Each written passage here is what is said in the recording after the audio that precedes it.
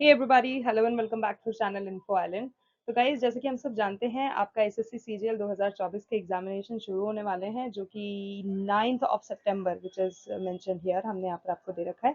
So 9th of सितंबर से 26th of सितंबर तक आपके सीजीएल के एसएससी सीजीएल के एग्जामिनेशन चलेंगे।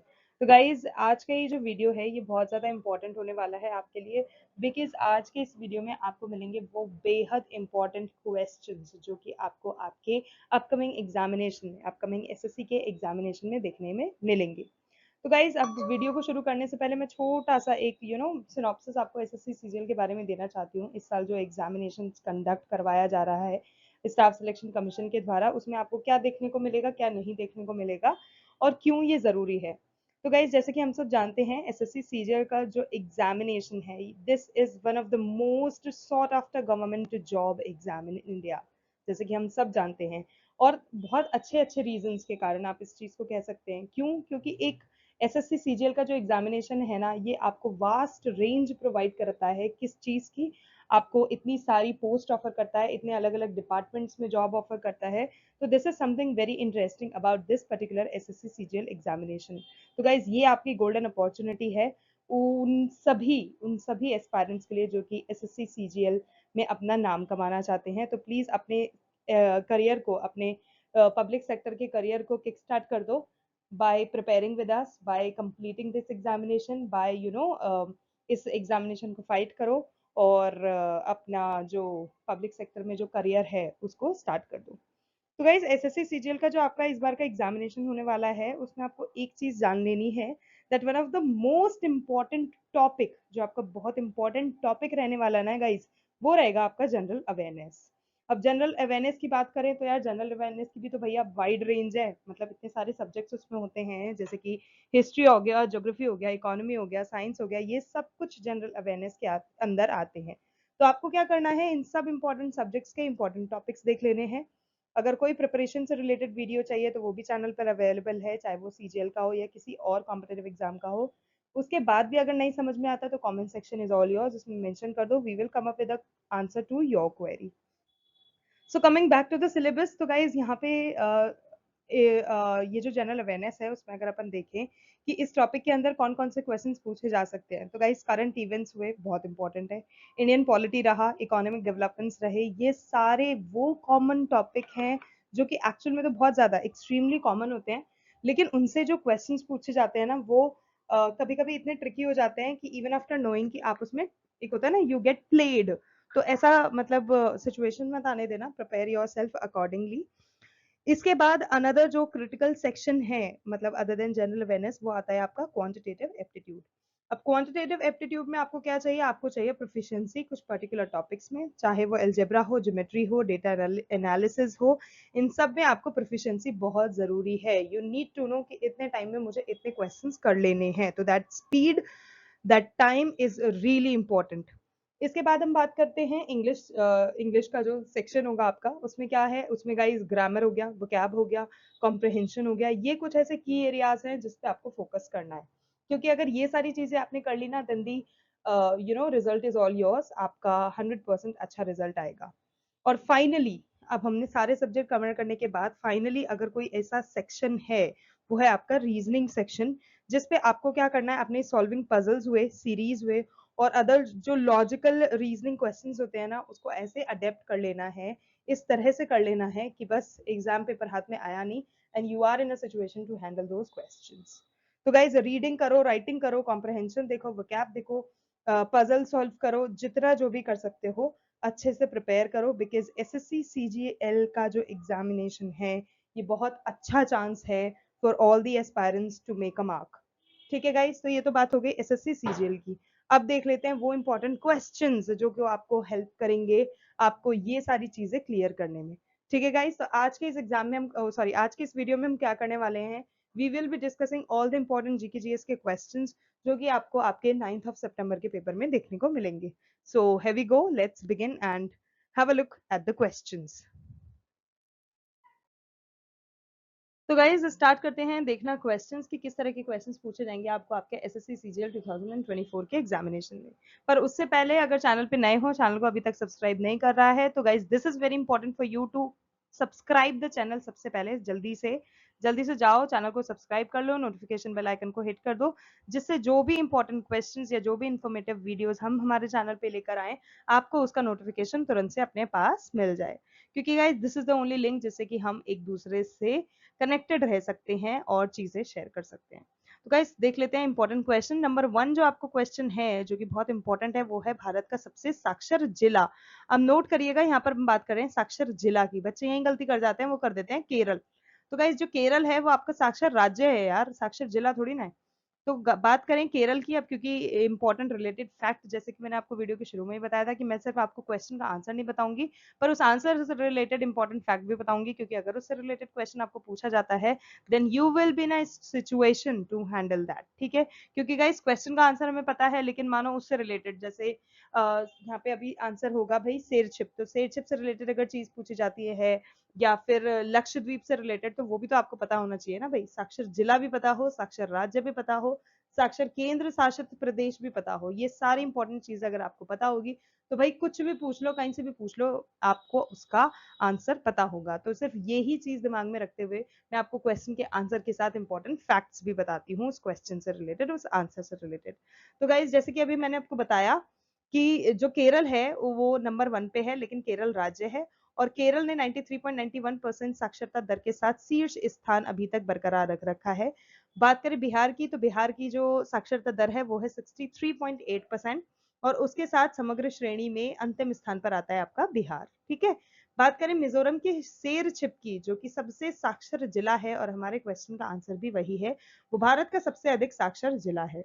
इसके अलावा अगर आपसे पूछा जाता है सबसे कम साक्षर जिला कौन सा है, सबसे ज्यादा तो शेरछिप हो गया, सबसे कम कौन सा है, तो गाइस जो मध्य प्रदेश का अलीराजपुर है वो भारत का सबसे कम साक्षर जिला है। ये चीज भी आपको पता होनी चाहिए। इसके अलावा अगर आपसे पूछा जाता है कि भारत का सबसे साक्षर केंद्र शासित प्रदेश कौन सा है गाइस, तो उसमें फिर आ जाएगा लक्षद्वीप का number with a percentage of 91.85% साक्षरता दर। ठीक है, सारी इंपॉर्टेंट चीज है, अच्छे से याद कर लेना। तो गाइज जैसे कि मैंने अभी आपको बताया, शेरछिप जो है वो भारत का सबसे साक्षर जिला है, और ये मिजोरम के जिलों में से ही एक है, तो ये चीज भी आपको पता होनी चाहिए। इसकी साक्षरता दर जो है वो है 97.91%। इसके अलावा अलीराजपुर जो है वो मध्य प्रदेश का सबसे लीस्ट लिटरेट डिस्ट्रिक्ट है भारत का। ठीक है, ये इंपॉर्टेंट चीज भी याद रखना। नेक्स्ट क्वेश्चन गाइस जो पूछा गया था, स्वर्ण सिंह समिति ने कितने मौलिक कर्तव्य जोड़े जाने का सुझाव दिया था। तो गाइस इसमें एक क्वेश्चन का आंसर तो आपके क्वेश्चन में ही छुपा हुआ है। अगर आपसे पूछ लिया जाता है कि भाई किसने मौलिक कर्तव्य जोड़े जाने का सुझाव दिया था, मतलब किसके द्वारा ये सजेशन दिया गया था, तो स्वर्ण सिंह समिति इज द करेक्ट आंसर, जो कि ये क्वेश्चन पूछा भी जाता है। नोट कीजिएगा, ये क्वेश्चन भी पूछा जाता है, तो उसको ध्यान में रखना है। अब बात कर लें कि इन्होंने कितने मौलिक कर्तव्य जोड़े जाने का सुझाव दिया था, तो वो है 8। नेक्स्ट क्वेश्चन, जागोई नृत्य, चोलो जो नृत्य है, ये किस शास्त्रीय नृत्य के दो इंपॉर्टेंट डांस फॉर्म्स हैं, दो इंपॉर्टेंट भाग हैं, तो गाइज वो है मणिपुरी नृत्य। अगला है कौन सा असम राज्य का शास्त्रीय नृत्य होता है, सत्रिय नृत्य। गाइज आका डंडा लगा लेना, सत्रिया सत्रिया होता है, सत्रिय नृत्य। संविधान का 100वां संशोधन जो है वो किस चीज से संबंधित है, तो गाइज वो भारत और बांग्लादेश के बीच में जो भूमि सीमा समझौता है उससे रिलेटेड है। प्रार्थना समाज की स्थापना कब और कहाँ हुई थी, तो बात करें गाइस कब हुई थी, तो 1867 में हुई थी। कहाँ पे हुई थी, तो गाइस महाराष्ट्र में हुई थी।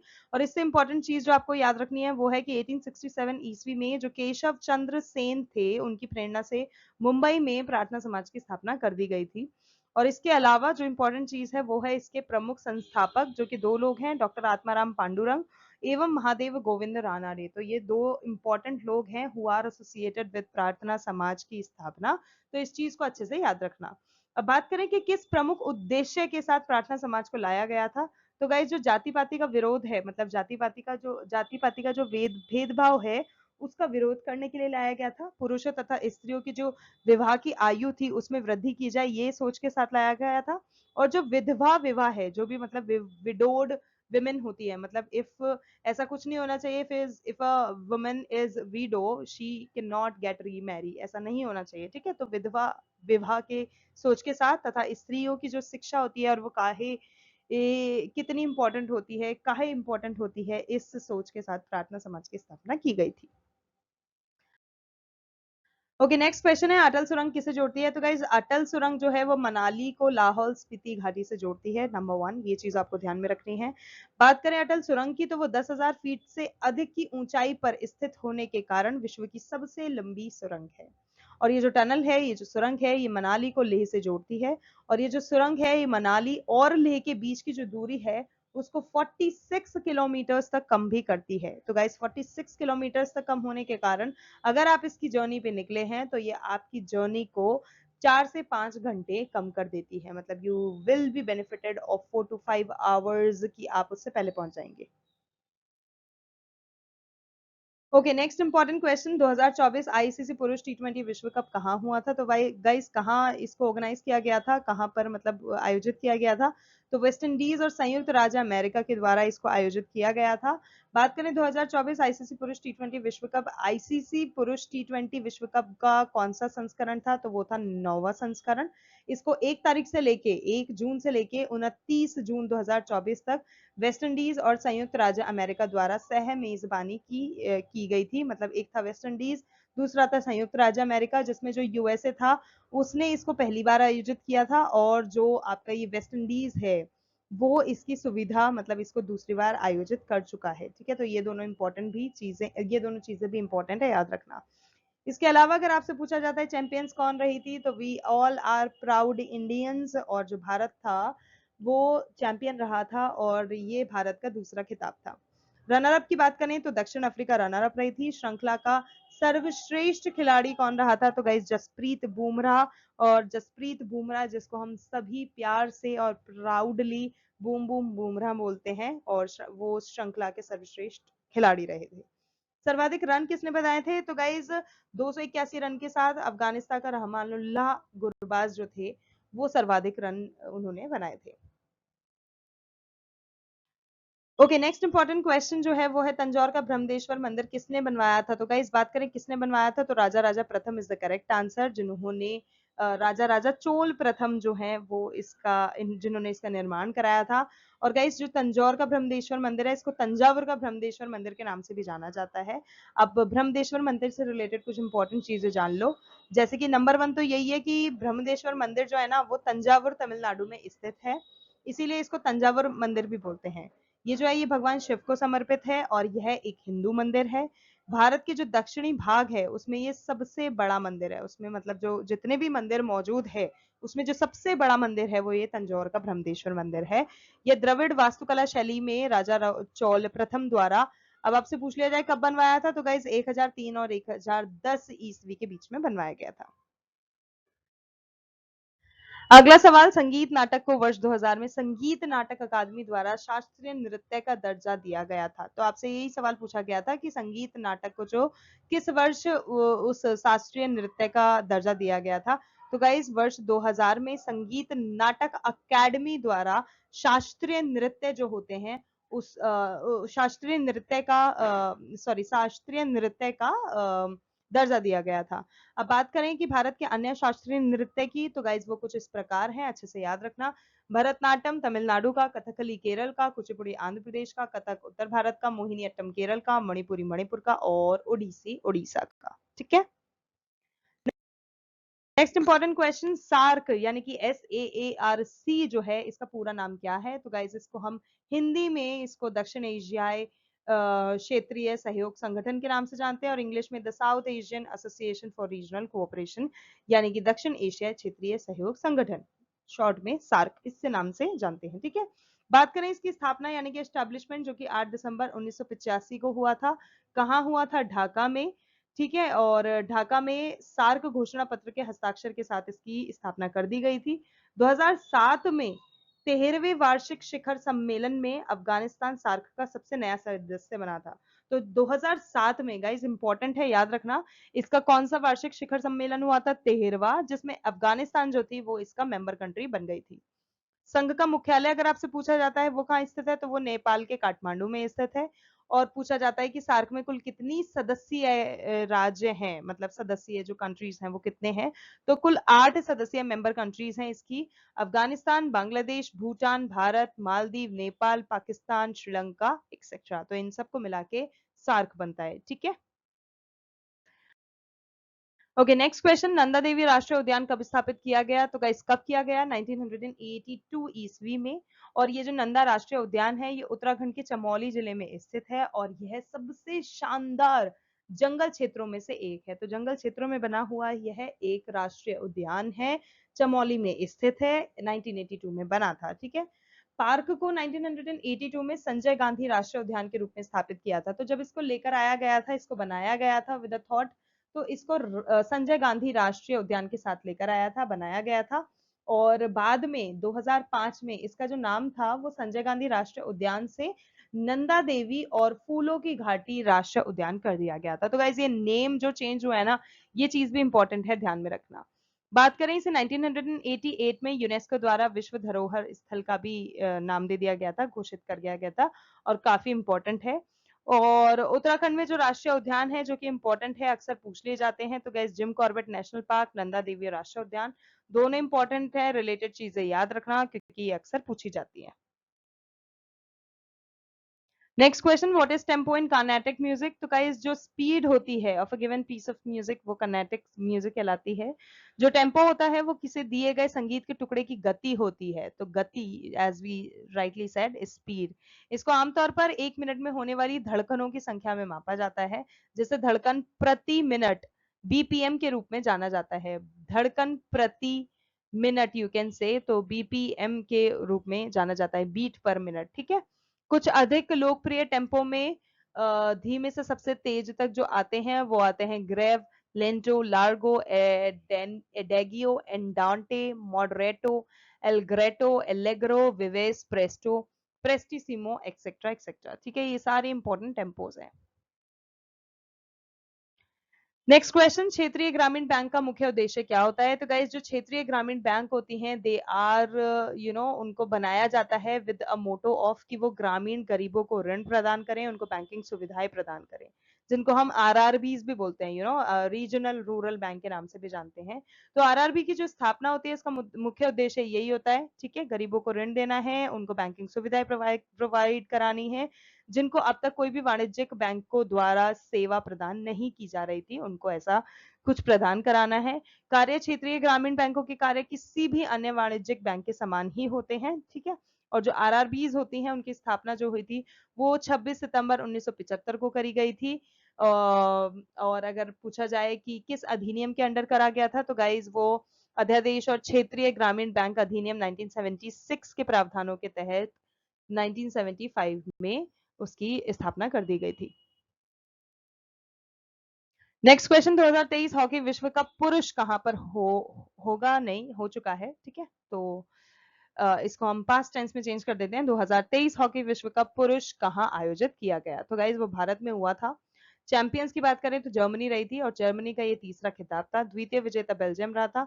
संस्करण ये जो था जो कि 2023 में ऑर्गेनाइज हुआ था वो था 15वां। ये 13 से 29 जनवरी 2023 तक भुवनेश्वर के कलिंगा स्टेडियम में खेला गया था और भारत के राउरकेला में 20,000 सीट वाले बिरसा मुंडा अंतरराष्ट्रीय हॉकी स्टेडियम में आयोजित किया गया था। ठीक है, इंपॉर्टेंट है, याद रखना सारे related fact. Okay, according to Hindu calendar in which month Dussehra is celebrated? तो गाइस दशहरा जो होता है वो बुराई पर अच्छाई की जीत का प्रतीक होता है और जो हिंदू कैलेंडर के 7वें महीने में अश्विन यानी कि सितंबर अक्टूबर, हिंदू कैलेंडर का अगर आप देखो उसके 7वें महीने, अश्विन महीना मतलब जिसे हम बोलते हैं, सितंबर अक्टूबर का जो महीना होता है उसके 10वें दिन में मनाया जाता है, जिसमें पूर्णिमा दिखाई देती है और इस घटना को उज्जवल पखवाड़ा भी कहा जाता है। तो उज्जवल पखवाड़ा भी आपको ध्यान में रखना है। नेक्स्ट है, what is the full form of Parakh, जिसको हम पारक भी बोल सकते हैं, पराख भी है, I think it's PARAKH only. तो performance assessment review and analysis of knowledge for holistic development is the full form of PARAKH. तो गाइस फुल फॉर्म से मुझे याद आया, अगर किसी भी तरह की एब्रीविएशन से रिलेटेड कोई वीडियो चाहिए, चाहे वो जनरल बैंकिंग का हो, कंप्यूटर नॉलेज का हो या फिर जनरल टर्म्स का हो, तो उससे रिलेटेड वीडियोस भी चैनल पे अवेलेबल है, you can go and visit that, उसको भी देख सकते हैं, आपकी काफी ज्यादा हेल्प हो जाएगी। है 2023 एशियाई कुश्ती चैंपियनशिप कहाँ हुआ था? तो गाइज ये जो हुआ था ये आपका कजाकिस्तान के अस्ताना में हुआ था। और 2023 एशियाई कुश्ती चैंपियनशिप तो जो है वो संयुक्त स्पर्धाओं की एशियाई कुश्ती चैंपियनशिप का नौवा 19th संस्करण था, ठीक है। और इसको 9 से 14 अप्रैल तक कजाकिस्तान के अस्ताना में खेला गया था।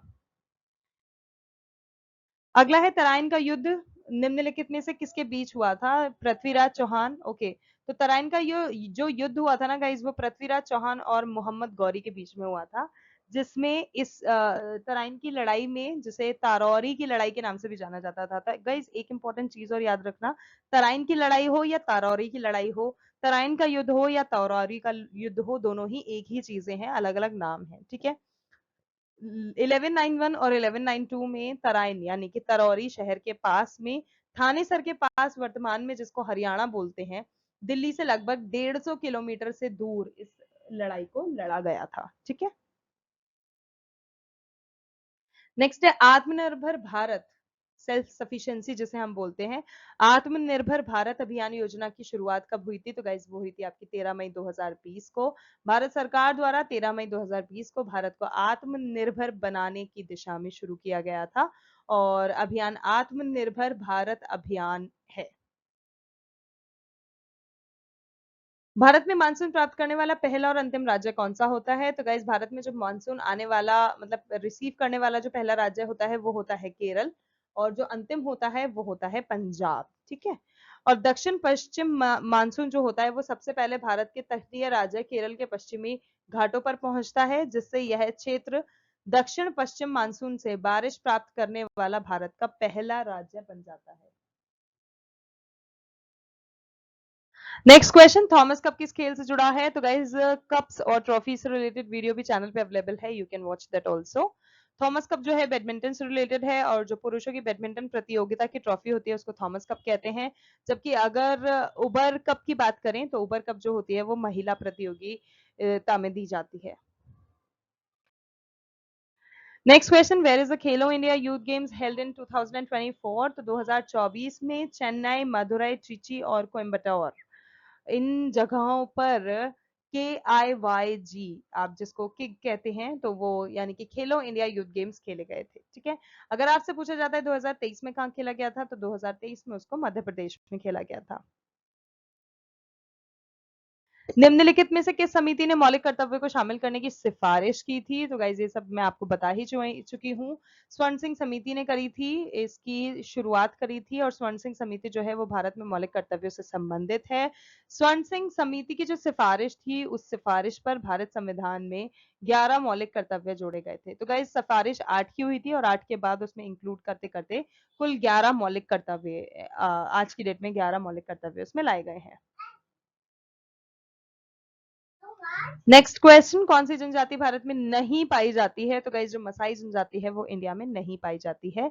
ये दक्षिणी केन्या और उत्तरी तंजानिया में निवास कर रहे अर्ध खानाबदोश लोगों का एक नीलोटिक जातीय समूह है, ठीक है। तो ये हो गई आपकी मसाई जनजाति।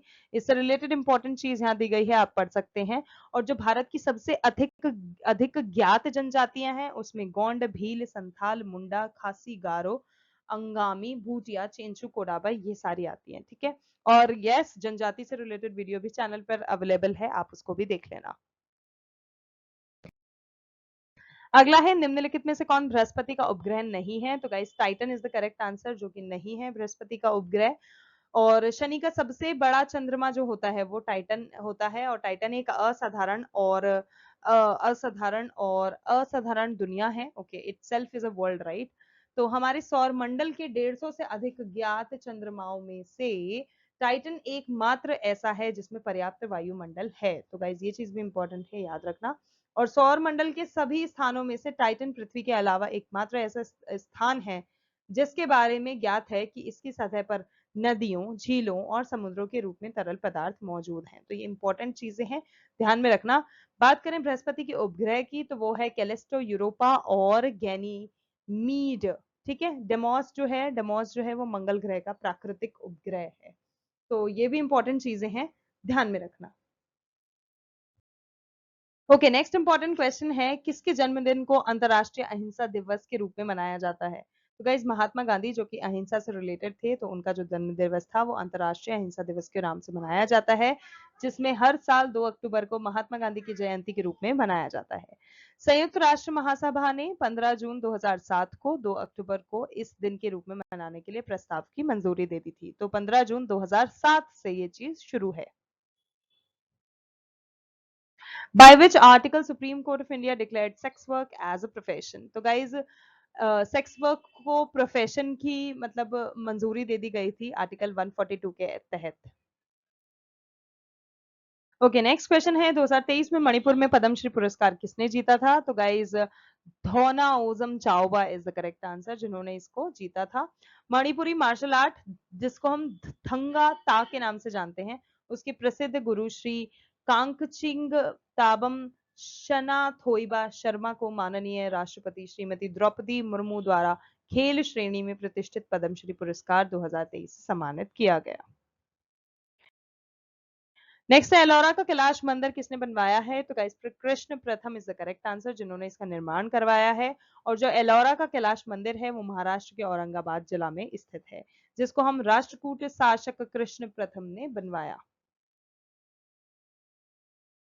नेक्स्ट क्वेश्चन, त्रिपुरा की आधिकारिक भाषा क्या है? तो गाइस जो त्रिपुरा की आधिकारिक भाषा है वो बंगाली, अंग्रेजी और कोक बोरोक है। ठीक है, राजधानी की बात करी जाए तो अगरतला, राजकीय पशु फायरे के लंगूर, राजकीय पक्षी हरा शाही कबूतर, राजकीय वृक्ष अगर और राजकीय फूल नागेश्वर है। तो ये चीजें भी इंपॉर्टेंट है, ध्यान में रखना।